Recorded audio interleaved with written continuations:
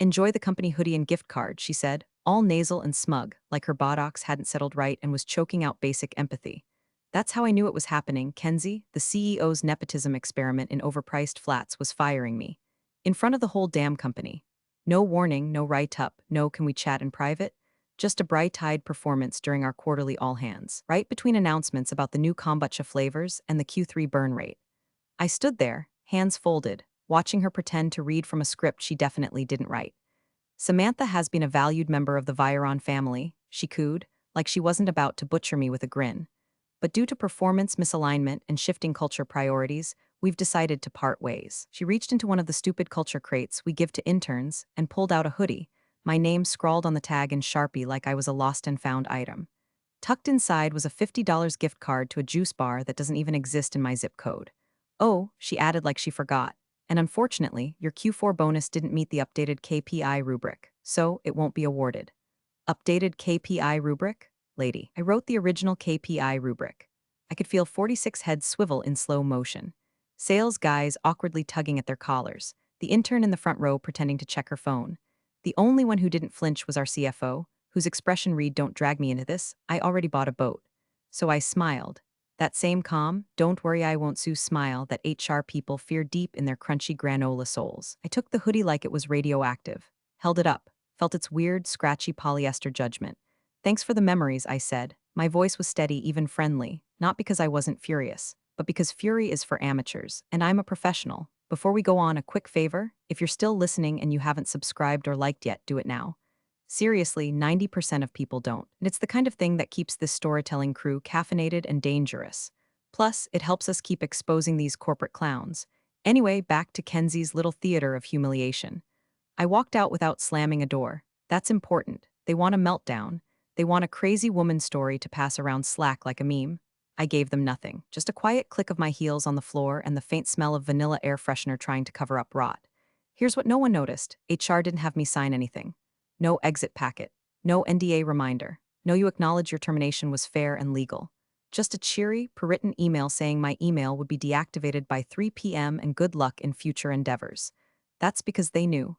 Deep down, someone in that room knew this wasn't clean. Kenzie had been gunning for me since she oozed into the role of chief culture officer, which basically meant professional bruncher with access to payroll. She didn't like that I had influence. She hated that I had history, and she despised that people trusted me. When I flagged a few inconsistencies in the Q2 budget, like $18,000 labeled wellness experiences that mysteriously mapped to her Palm Springs bachelorette party, HR told me to focus on positive forward momentum. And now here we were. I walked straight past the glass offices, where execs pretended not to look. Past the break room, where someone was slicing a celebratory cake for another successful quarter. Past the front desk, where the office manager offered me a pity smile like I had terminal flatulence. Outside, the sky was a cheerful mockery. Blue, breezy, indifferent. I sat in my car and stared at that hoodie. Then I popped the trunk, tossed it in, and pulled out my personal laptop, the one I never logged into from company Wi-Fi. The one with a very specific file stored on a very specific encrypted partition. The file was titled Clause 12.7b Trigger PDF, because Kenzie may have fired me. But I was the one who held the key to the tech stack, and she had no idea what she'd just done. 3 weeks before the hoodie hit the fan, I sat in a booth at a bar that smelled like old fries and cheaper secrets, laptop open, glass of Pinot balancing dangerously close to the edge. Across from me was my attorney, real one, not the corporate yes-man HR wheels out when someone needs to feel heard. Shelley, 42, cynical as hell and wore pearls like they were brass knuckles. She leaned over my screen and whistled through her teeth. "You sure you want to do this, Sam?" I sipped my wine and nodded. They've been treating me like an employee, but I've been acting like an owner. It's time I got some insurance. The insurance in question. Licensing clause buried so deep in our vendor consolidation contract, it practically wore camouflage. See, while everyone was focused on our flashy UX updates and the new sales funnel integrations, I had spent 6 months cleaning up our backend spaghetti code, rebuilding the company's operational spine. Problem was, that spine wasn't proprietary. We'd been Frankensteining together third-party tools, patching them like the tech version of duct tape. So I built a new one. Clean, secure, scalable, and I did it through my own LLC, which had technically been on our vendor ledger for years, listed under ops architecture and platform integration. No one noticed when the invoice changed slightly. No one blinked when I submitted a statement of work that routed licensing rights to my LLC, not the company. And no one, especially not Kenzie, read the legalese about revocation of rights upon improper dismissal of key personnel. It passed through legal like a lukewarm fart in a meeting. Rubber stamped, filed, forgotten. The clause was elegant in its simplicity. If the company terminated me without formal review and documented cause, the perpetual license would self-revoke. Instantaneously. No lawsuit, no messy arbitration, just lights out. Now, was it petty? Maybe. Was it legal? Oh, hell yes. Was it visible to anyone not looking with a microscope? Absolutely not. Kenzie never suspected a thing. She was too busy optimizing culture with wellness initiatives and Slack emojis. The day I finalized the contract, she was doing an Instagram live about her morning gratitude ritual. Meanwhile, I was buying digital insurance that could implode her entire fake kingdom. I tested the clause on a sandbox repo first, ran it through simulation with our external counsel. Not a flicker of red flag, everything checked out, all signatures clean. Even the compliance team, God bless their overworked souls, logged it into the licensing repository like it was just another vendor line item. That's the thing about being quiet. People assume you're harmless. They forget that the quiet ones build the walls they're standing on. After that, I printed one copy, just one, stored it in a fireproof safe in my attic, along with my grandmother's will and the deed to my car. The digital version, AES 256 encrypted and backed up twice, one in a secure drive in Iceland, the other on a flash drive hidden in a lipstick case in my desk drawer. I didn't want to use it, let's be clear. I liked my job. I didn't love the politics, the nepotism, or the way Kenzie treated vendor invoices like her personal ATM, but I loved the systems, the people, the build. But every time Kenzie smiled with those bleached veneers and called me Sambem in meetings like I was her emotional support assistant, I felt the trigger twitch. And when I caught her deleting Slack messages about budget reallocation, I knew the countdown had begun. The thing about clauses like 12.7b, they're quiet bombs. Nobody hears the tick until it's too late. And the best part, that clause wasn't buried under jargon or hidden behind NDAs. It was right there, in English, one paragraph, titled Reversion of Use License upon improper termination. It might as well have been labeled Push this button if you're dumb enough to fire me without reading. So when HR handed me that $50 juice card and an off-brand hoodie and told me, we're streamlining operations, I didn't cry. I didn't scream. I just smiled and thought, activate clause. Kenzie floated into Viron like she'd been airlifted from a lifestyle influencer's Pinterest board, designer tote, daily affirmations, and the confidence of someone who'd never had a performance review in her life. No resume, no track record, just a press release announcing her as Chief Culture Officer, a role with all the authority and none of the accountability.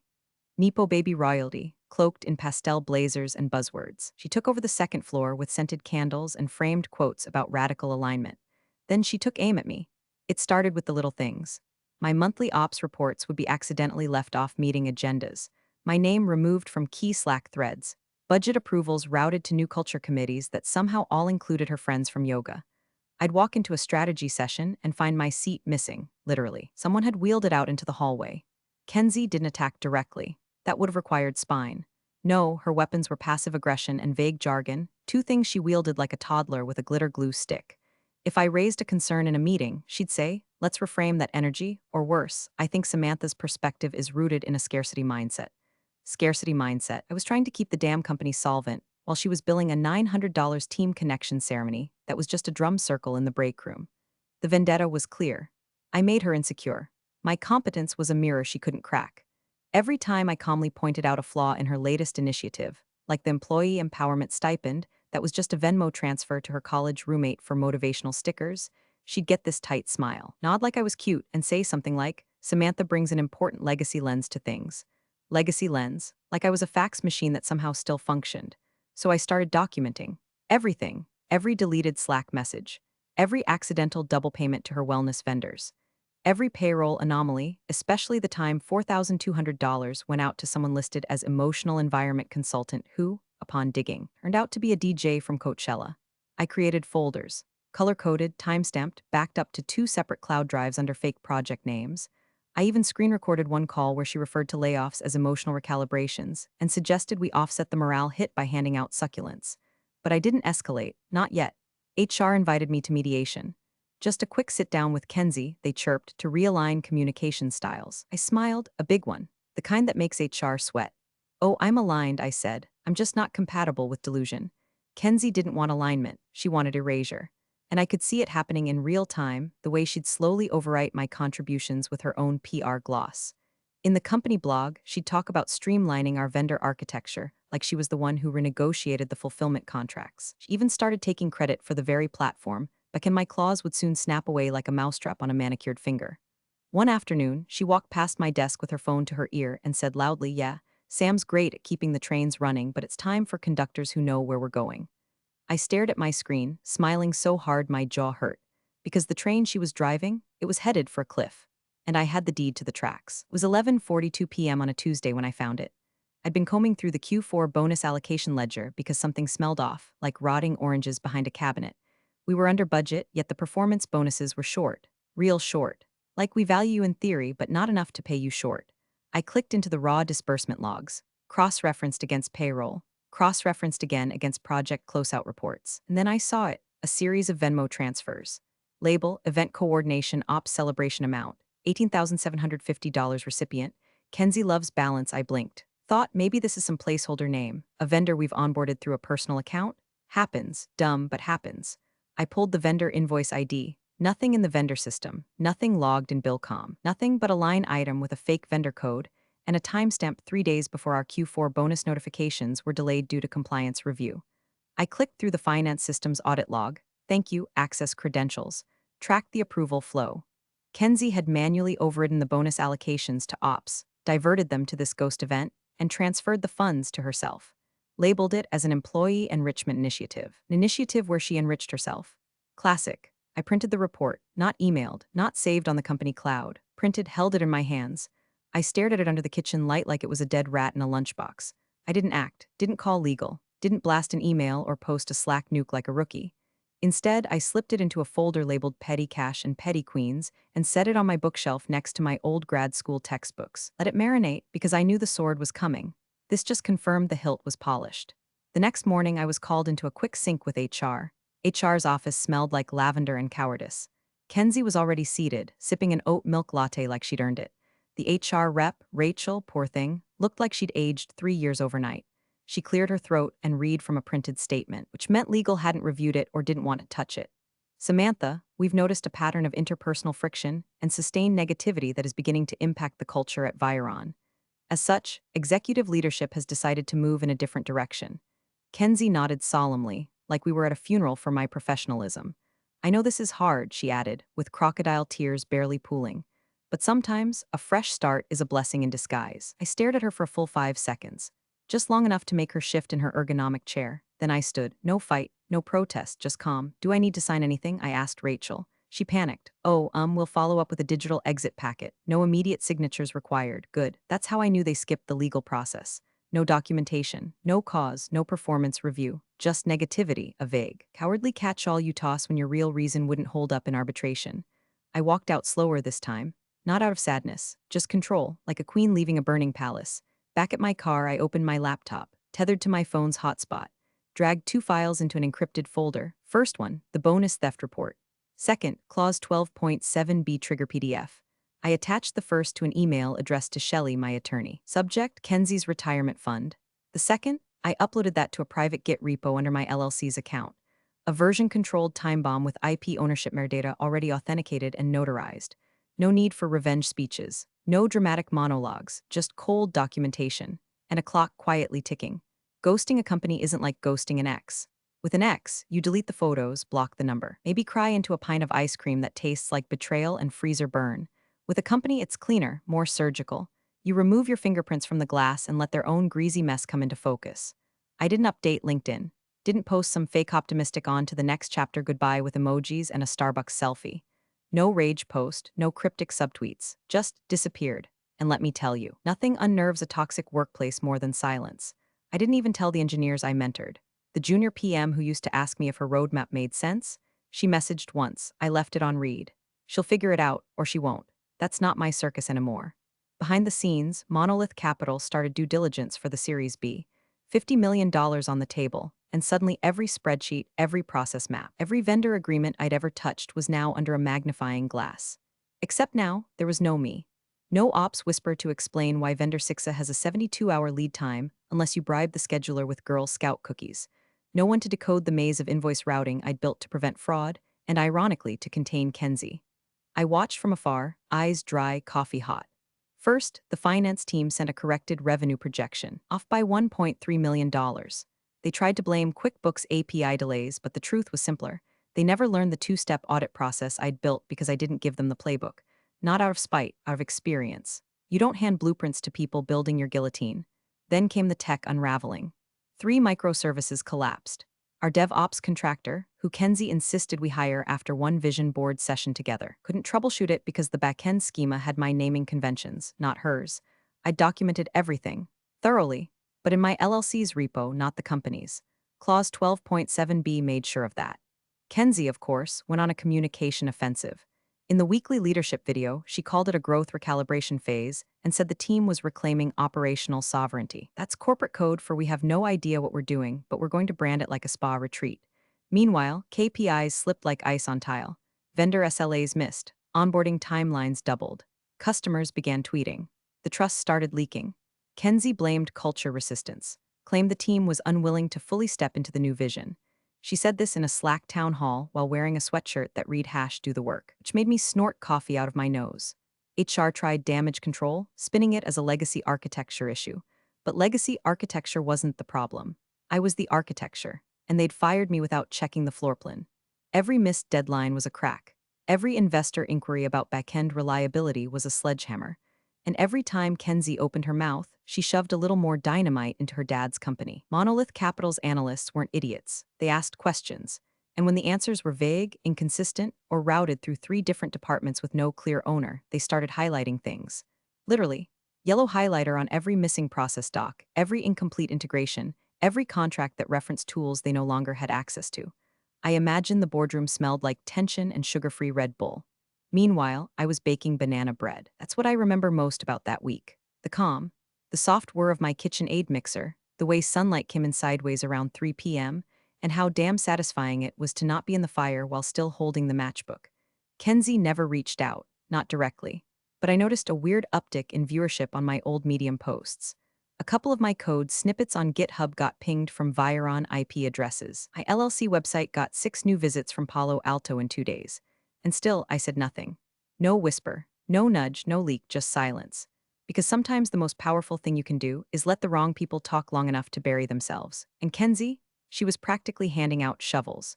It was a Thursday, exactly 1 week before Viron's big investor pitch to Monolith Capital, when my phone buzzed with an unknown number. Normally, I let those go to voicemail, especially now that every spammer with a headset and a dream thinks I need my ducts cleaned or want to refinance my non-existent mortgage.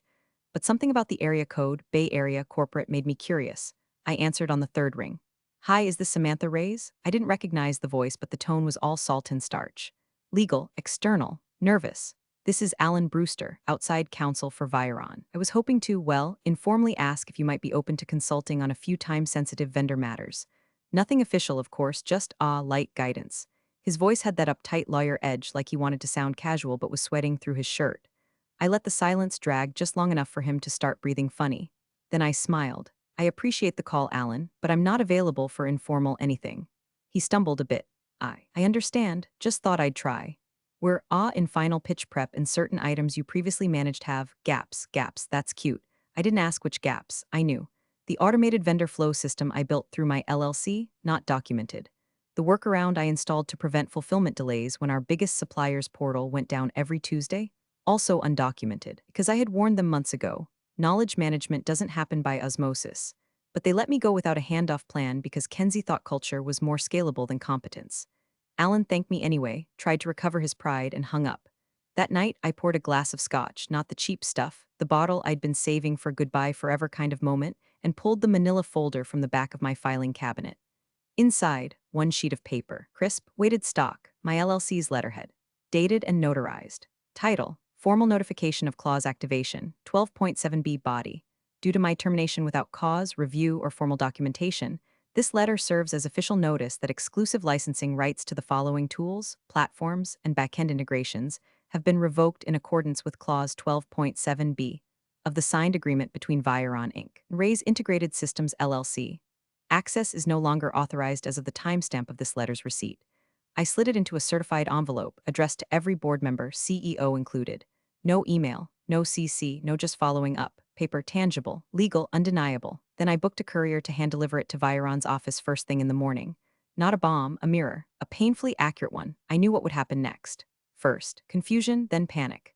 Then the frantic boardroom meeting where someone blurts, "Wait, what the hell is clause 12.7b?" I could almost hear Kenzie scoffing. It's probably nothing, just a bluff, but Alan would know. He'd read it. Maybe not then. Maybe not when the contract first passed his desk. But by the time that letter hit the boardroom table, he'd remember exactly where that clause came from, and that it was enforceable, because I'd made sure. I hadn't just signed that clause, I'd filed it separately. I'd registered the IP ownership with my LLC. I had timestamped code check-ins, license keys, and documentation trails that led right back to me. The moment they fired me without cause, that clause became live. Not hypothetical, triggered. They could still demo the product at the pitch. But now, it would be like showing off a car when the engine belongs to someone else. And that someone just repossessed it. I slept better that night than I had in years. Not because I was vengeful, but because after months, hell, years of watching idiots rise on slogans and nepotism while real work got erased, I had finally built a system that protected itself. The irony? I wasn't even mad anymore. I'd let go of that the second HR read the word negativity off a cue card like it was a diagnosis. What I felt now was something cleaner, not revenge, restoration. The boardroom was all glass and hubris. 27 stories up, panoramic view of the bay, one of those expensive conference tables that looked like it belonged in a Bond villain's lair. It was Viron's big day. The Series B pitch with Monolith Capital, the one that was supposed to catapult them from scrappy disruptor to serious player. And Kenzie, she was dressed for the coronation. Cream blazer, designer heels, oversized water bottle with motivational timestamps like "Crush It," and "You're basically opera." Her PowerPoint had animations. She looked like she'd rehearsed her intro in front of a ring light for days. "Thank you for joining us," she purred, tapping her clicker like she was hosting a TEDx for startup nepotism. "At Viron, we don't just build platforms, we architect trust." That line actually made one of the Monolith guys raise an eyebrow, which for investors is basically a full-body scream. The presentation rolled on, slides with graphs, pie charts of projections, buzzwords stacked like a Jenga tower, scalable empathy, culture-forward architecture, emotional throughput. No mention of product stability. No mention of the back-end stack. No mention of the operational chaos boiling under the hood. Kenzie clicked to a slide titled, "The Next Chapter." We've positioned ourselves to triple ARR in the next 18 months through strategic partnerships and proprietary system leverage. That's when Gregory Watts, the lead investor from Monolith, slowly opened his diligence folder. I watched from the back row. Yes, I was there. Gregory had insisted I come, said he wanted technical continuity in the room. The Viron board, too flustered to think long-term, had agreed. Kenzie hadn't been told until this morning. Based on the way she flinched when she saw me in the lobby, I think her soul tried to exit through her pores. But now she was powering through as if my presence didn't matter, as if I were just another potted plant in the corner. Gregory flipped through the folder, page by page, took his time, didn't speak. Kenzie launched into a segment about team cohesion, highlighting our retention rates, ironically peaking the quarter before she arrived. She smiled too wide. Rehearsed charm starting to fray. That's when it happened. She glanced at her phone, face down on the table beside her green juice, lit up like a slot machine. 12 missed calls, all from legal, 2 voicemails, a red dot from the board group chat. She blinked, paused, swallowed. Her voice wobbled ever so slightly as she continued. "And we believe our culture is our moat." Gregory held up a hand. "Before we go further," he said, calm as a surgeon, "can we clarify something?" Kenzie froze mid-slide. "Of course," she said, voice now an octave higher. Gregory pulled out one page, a printed termination memo. "My termination memo." He read silently for a moment. The room went still. One of the other investors leaned forward, eyebrows knitting. "This document," Gregory said, tapping the page, "states that Samantha Reyes was terminated for negativity and misalignment with culture." Kenzie nodded. "Yes, correct." Had philosophical differences. It was a leadership call. Gregory didn't react, didn't even blink. "And was this termination reviewed by internal counsel?" Kenzie's mouth opened, then closed. The CEO, her dad, shifted uncomfortably in his chair, said nothing. Gregory turned to the second page, held it up. "This is a letter from Ray's Integrated Systems dated last week. Clause 12.7b notification." Kenzie's knuckles went white on the table edge. That clause. Gregory continued, still calm, revokes all back-end platform licensing effective the moment Miss Reyes was improperly terminated. It cites no formal cause. No documentation. No review. Silence. No one moved, no one breathed. Kenzie stared at her phone as if it might start explaining things for her. I didn't smile, didn't gloat. I sat in the back, expression neutral, like I was waiting for my latte at a crowded Starbucks, because this wasn't vengeance. This was structural failure, and the cracks had just hit the boardroom. Gregory didn't raise his voice. He didn't need to. He sat at the head of the glass conference table like a man performing a mercy killing. Calm, precise, inevitable. "This termination," he said, holding up the page like a holy writ, "was it approved by legal?" Kenzie blinked. opened her mouth, closed it, looked down at her phone again like she was hoping a different reality might show up between the push notifications. The CEO finally stirred, eyes glassy. HR handled the process. It was a culture fit issue. Gregory didn't even bother to look at him. He flipped to the next page in his folder and held it up with two fingers. A signed clause with the title bolded across the top. Exclusive software licensing subject to named key personnel underneath. Plain legal English. Licensing of Ray's Ops backend suite is contingent upon continued employment, without cause-based termination, of Samantha Ray's, hereafter designated as key personnel. Revocation is immediate upon breach. This, Gregory said, placing the document gently in front of him, was filed, registered, and timestamped with vendor agreements dated prior to the initial seed round. He looked around the table. Meaning, when you terminated Miss Ray's, you did so without cause, without legal review, and without due process? You didn't just fire your head of ops. He paused. You terminated the license to your core infrastructure. Kenzie made a sound I can only describe as a gasping squeak. You no longer own your backend systems. The fulfillment integrations, the customer data pipe, the API logic, the vendor stack, the very thing this platform runs on, no longer belongs to you. The general counsel, who had been eerily silent in the corner, stood up so fast his chair wheeled back and hit the glass. His skin had gone sheet white. He grabbed the clause from Gregory's hand and stared at it like it had bitten him. How did this get signed? He whispered. I drafted it myself, I said from the back row, voice cool. Your department signed off during the vendor consolidation last year. I believe it came through during the crosswalk audit phase. Gregory glanced back at me, then returned to the room like a teacher letting the class digest their failing grades. Without this license, he said, you have no legal right to operate the product you're pitching. Kenzie tried to recover. This is just a technicality, no, Gregory cut in sharper now. This is ownership. He pointed at the presentation screen, where the slide still displayed Project Roadmap Q1 2026. This roadmap assumes platform stability. It assumes delivery capacity. You have neither. What you do have is an illegal deployment of software tied to a revoked license, meaning every single investor here is being shown vaporware. Silence. Thick, choking silence. The CTO, who had been quietly praying to the ceiling for the last 10 minutes, buried his face in his hands. The VP of sales stood and walked to the window like maybe he could just keep going and swan dive into the next startup over. The CEO, pale and sweat-beaded, reached for his water, missed, and nearly tipped the whole pitcher. The general counsel finally spoke. We didn't catch this. It was buried. He pointed at me. She knew what she was doing. Yes, I did. I didn't smirk, didn't flinch. Just watched the panic ripple outward like an ink spill in water. Because the product wasn't theirs anymore. It was mine. And the pitch they'd rehearsed for weeks, the one they'd banked their Series B hopes on, it just collapsed under the weight of one forgotten clause. Shock doesn't always look like screaming. Sometimes it looks like an entire executive team realizing, all at once, that the quiet woman they called rigid had built a legal cage around their golden goose and just walked away with the key. Gregory didn't slam the papers down. He slid them, slow, deliberate, like he was returning a check that had bounced so hard it cracked a foundation. The CEO stared at them like they were written in Sanskrit. He wasn't blinking, just sitting there, slumped in a chair that suddenly seemed too big for him. Gregory stood. Congratulations, he said, voice soft but sharp. You just lost your company. Kenzie opened her mouth. Wait, she started, rising halfway from her chair, hands flailing with performative urgency. I fired her because she was undermining morale. This was a culture call, not a technical one. You can't just walk away from a pitch over. I hope the hoodie was worth it, Gregory said, not even sparing her a glance. The room didn't breathe. No one moved to defend her. The silence wasn't passive, it was final. He turned, walked to the glass doors, but before he left, he paused, looked over his shoulder and right at me, gave a nod. And then he walked out, leaving $30 million in vapor and board members holding the bag.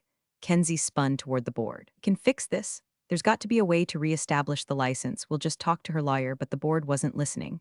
They were already erupting, voices overlapping. One guy threw a pen, someone else shouted, why the hell didn't anyone flag this clause? The CFO looked like he was about to throw up. The VP of Growth whispered, she warned us. I remember her warning us. The CEO tried to stand, but his hands were trembling. He clutched his chest, pale and wheezing like gravity had just remembered to hit him. Legal scrambled for binders, flipping wildly through contract printouts, eyes darting for a loophole that wasn't there. And I stood, quietly. Still in the back row, hoodie folded neatly under one arm like a souvenir from a theme park ride called Nepotism Implosion. I walked slowly toward the door. No theatrics, no head turns. Just calm steps on glossy tile. Right as I passed the trash can near the catering table, I paused. Looked down at the hoodie company logo screen printed like a participation trophy. Then dropped it in. Didn't even look back. Outside, the hallway was cold and bright. Empty, peaceful. My phone buzzed, new email. Subject, let's talk acquisition, your terms. I exhaled long and slow, not from exhaustion, from release. Because when someone tries to erase your legacy with a $50 gift card and a fake smile, there's only one response: build something they can't replace. And let the silence do the rest. Big thanks for watching, you sneaky seniors. Subscribe to keep the coffee pot brewing revenge. Your ex-colleagues won't know what hit him.